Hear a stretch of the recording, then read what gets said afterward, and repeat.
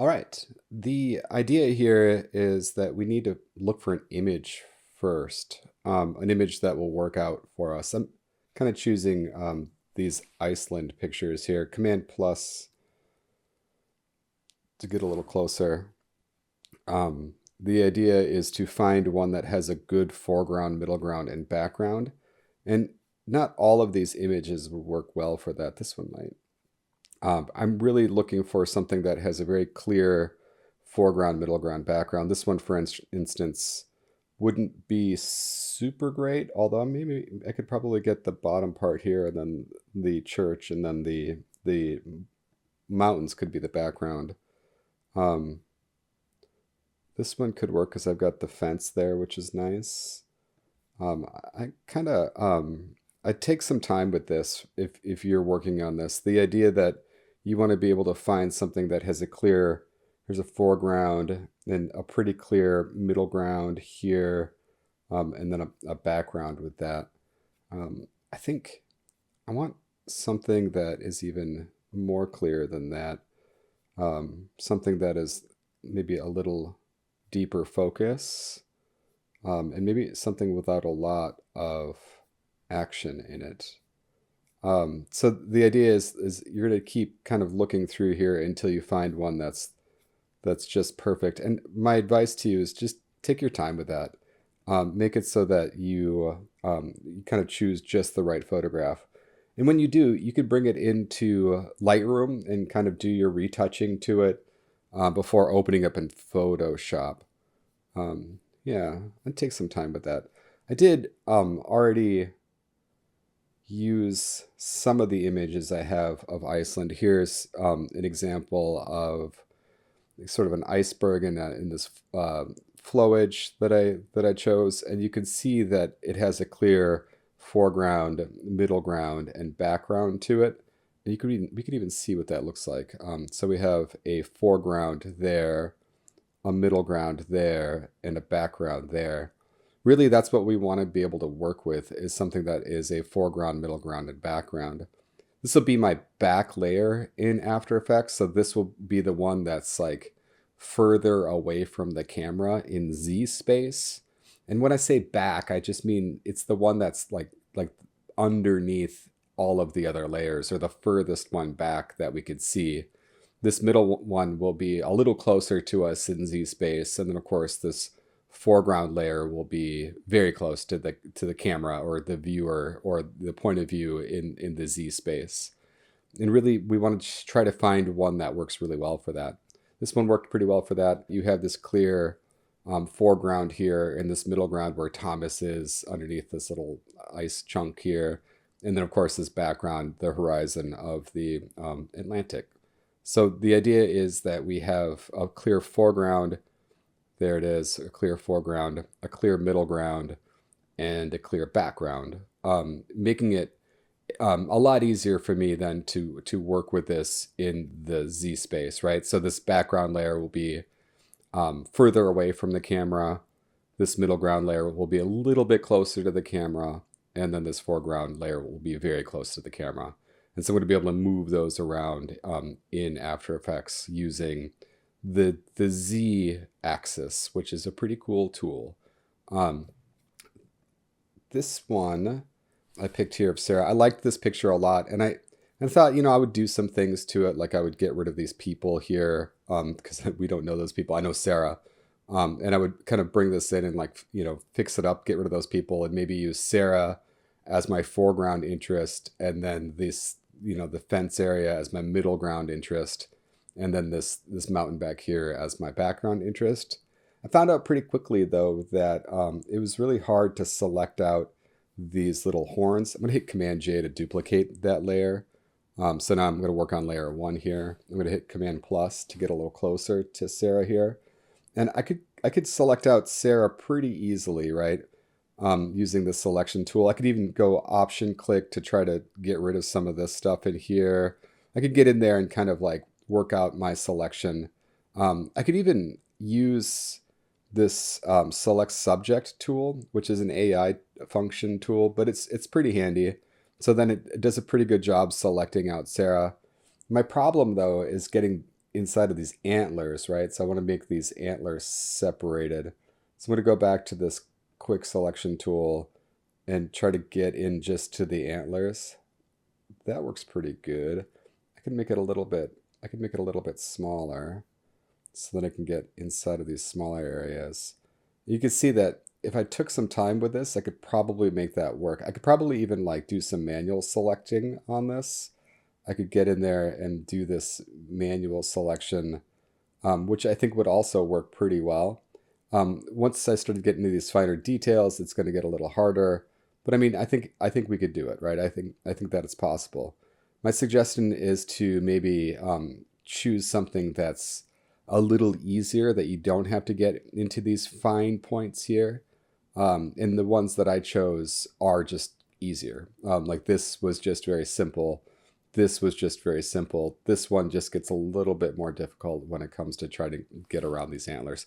Not impossible though, like for real, like something that you could do if you wanted to. Let's go to this guy here. I'm going to take the foreground, middle ground, and background. And you can see that, say, if we just saw the foreground, everything else is out of there, right? Like where it's, the checkerboard there, that's just, there's nothing in there. That'll just be clear for us. In the middle ground, you have that same deal, right? I'm going to take all of this for right now and kind of show you how I did this. I'm going to hide that in a bin for right now. I'm going to click on my background layer here. I'm actually going to just hide this for right now. What is that? Oh. I'm going to take this background layer and hit Command J to duplicate that layer. So again, that's just Command J. I'm going to bring this to the top, and then I'm just going to hide that background layer too. So what I need to do first is just kind of select out that foreground. And I could just do it with this quick selection brush tool, which is a pretty handy little tool, and it does a pretty good job. You can see that it pretty much captured everything I need to capture right now. I can hit Command C, and then I have a version of that. And then while I have this open, I'm just going to hit remove and see if the AI can take care of that for me.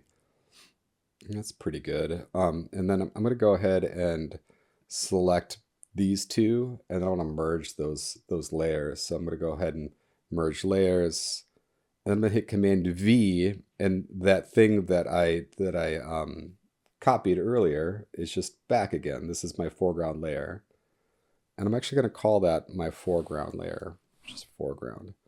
Right. So now I have a good foreground there, and then I have the beginnings of a middle ground layer here, right? So with this one, I'm going to go ahead and just try to select out my middle ground by using that same technique. Quick selection. I'm going to get all of this stuff here. I'm going to get this iceberg. It's pretty good.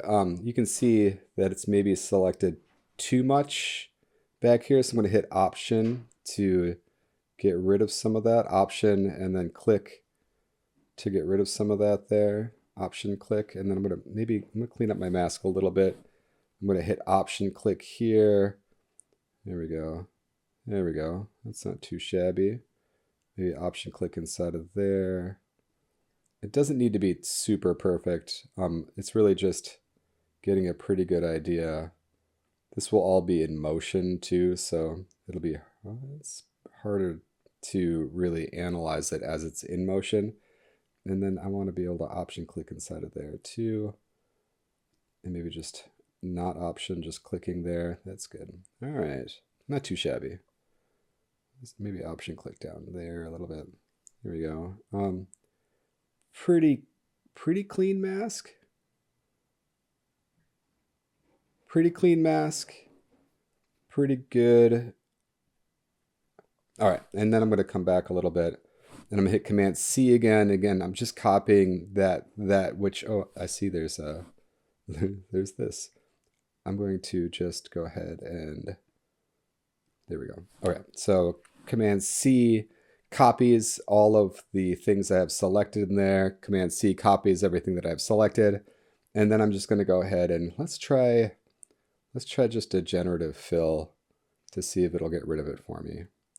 And hopefully I'll be left with just what is the background layer on this. It'll make a little patch that'll cover up hopefully everything there. It'll give us some options too. That's actually not too bad. I'm going to look through my options just really quick there. Yeah, I'm going to go with this one. And so then I'm going to shift click these two here, and I'm going to go to layer and merge those layers. And then I have this background layer. I'm going to double click in there. I'm going to call it background. And then, yeah, that's pretty good. And then I'm going to go ahead and hit Command V. And this will bring my middle ground layer back. I'm going to call that middle.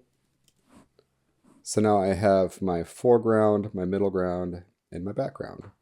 So foreground, middle ground, and background. This one again will be the one that's farthest away from the camera in Z space. This one will be kind of a little bit closer than that. And this one will be the closest one, the foreground interest one. I hope all of that makes sense to you, how we just kind of separated those images out. Again, I think the hardest part with this is just choosing the right image. Like this one would work, but it would be harder, right? It would be more difficult to try to make happen.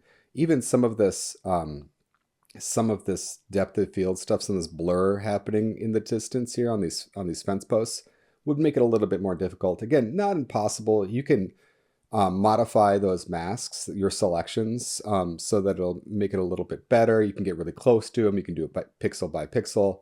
But my advice is to choose something that's a little bit easier to get, like this one of Thomas, right? The foreground interest is very clear. The middle ground is very clear, and then the background is very clear. So if you can manage to do it by choosing first the best photograph for this, and then separate them out here in Photoshop, that's really the best way to do it. And then we're going to bring these elements over into After Effects.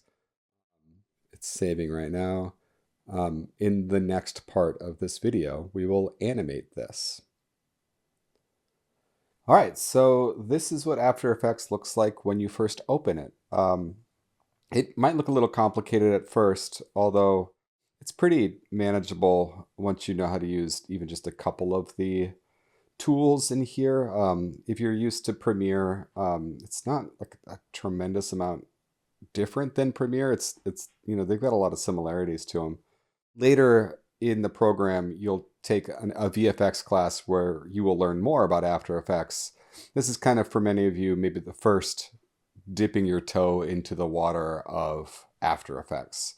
All right, so once you have it open, I'm going to have you right-click inside of this window, your project window, and I'm going to go to find the assets that we made in Photoshop, or the PSD assets that we've made in Photoshop, which is just layers that we built up in Photoshop and we saved as a Photoshop file.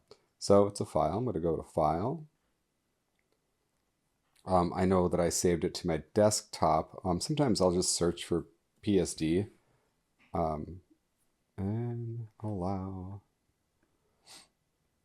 And it'll kind of maybe give me, oh, there's the iceberg that I worked on.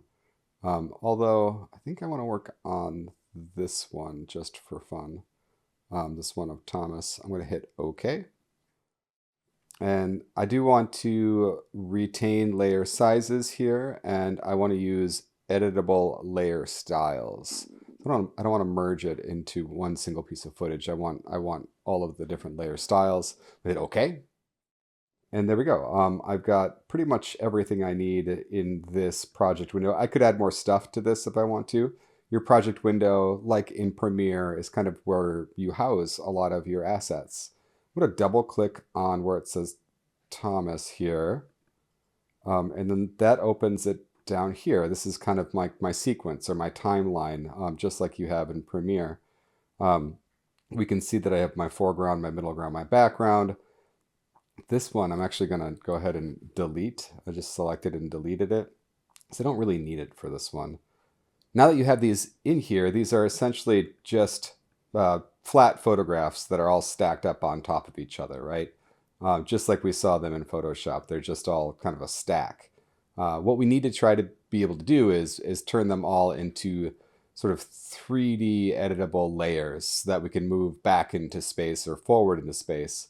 And to do that, we're actually going to go to this cube here, this 3D layer.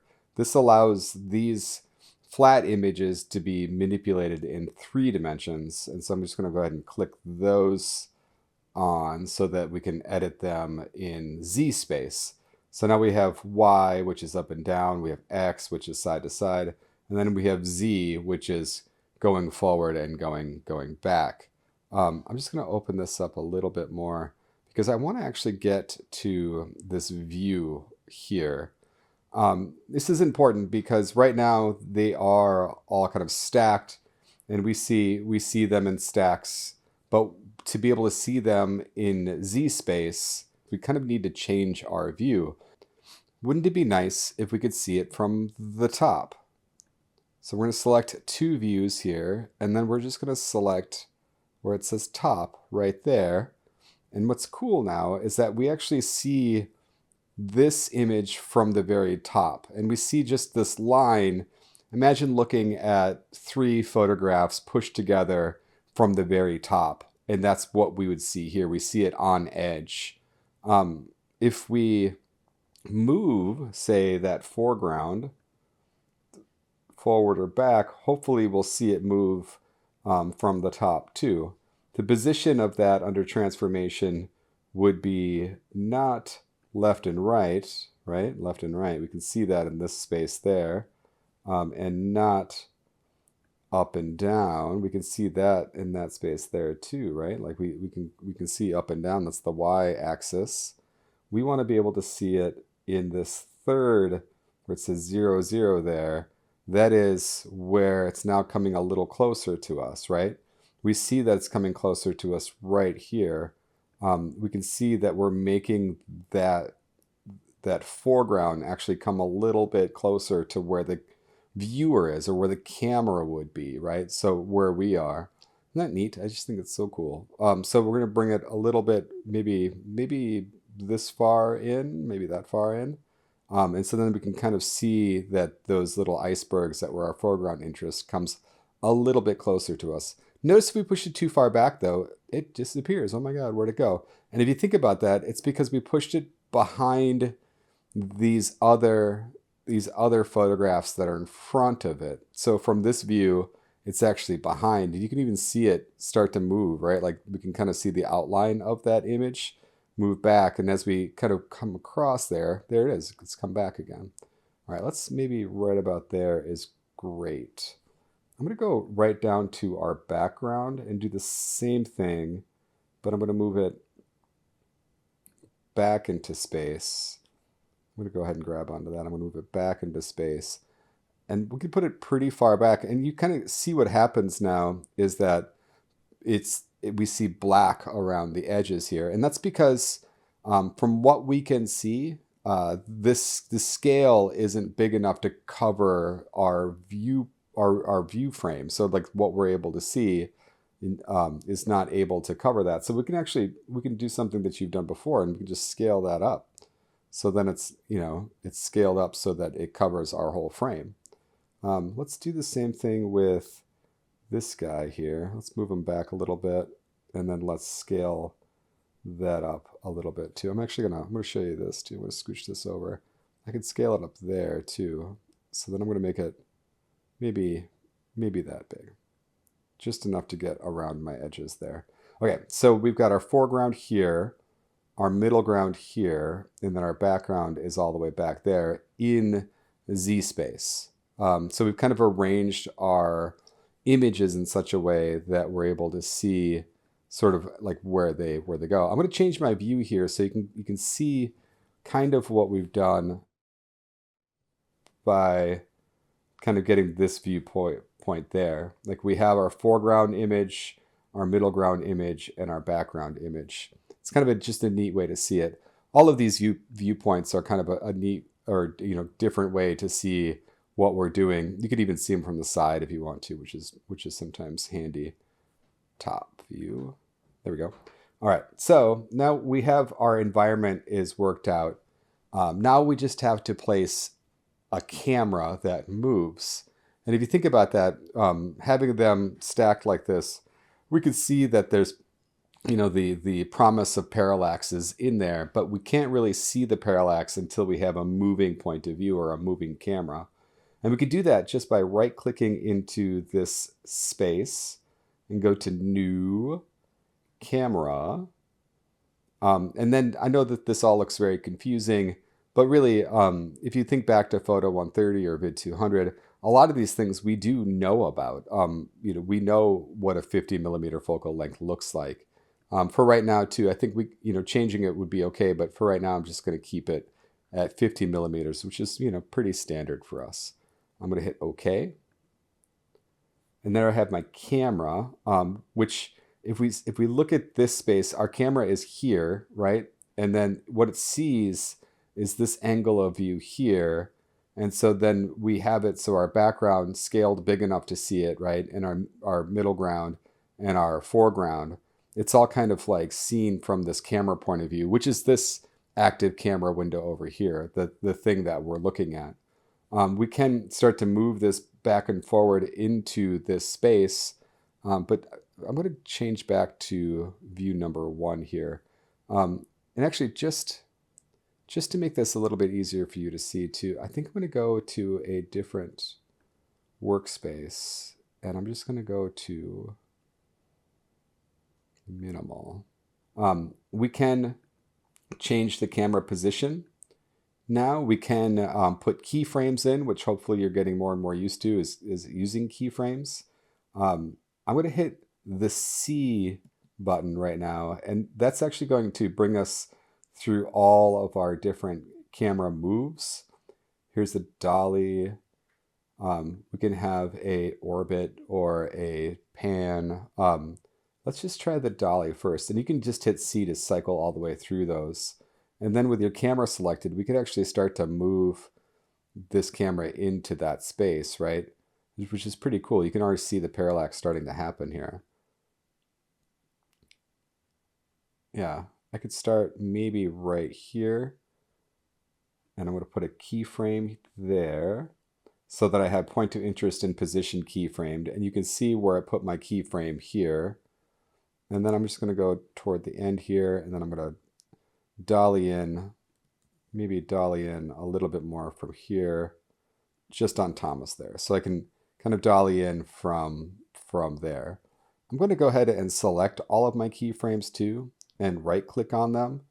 And I'm just going to do a little easy ease with the keyframe assistant. Easy ease. It's pretty good. That's pretty good. And I'm going to take this movement and bring it all the way to the end. Or if I brought it, a lot closer to my keyframes, it's going to happen kind of fast. There are other camera movements too. I hit C again. It'll bring me to, say, it's a little much. We can bring it to a roll here. You can see the parallax in that. You can bring it to a pan or a tilt. So even like a nice tilt,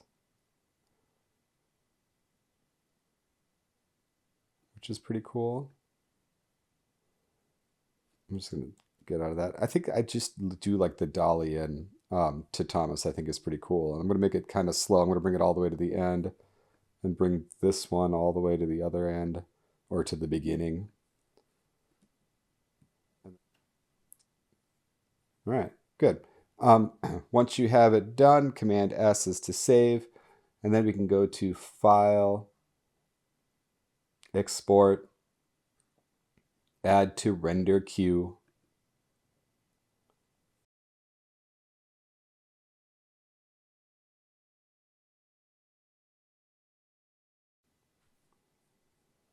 Just for now, I'm going to save it to my desktop here, just so I can find it. And I'm going to hit Save and Render.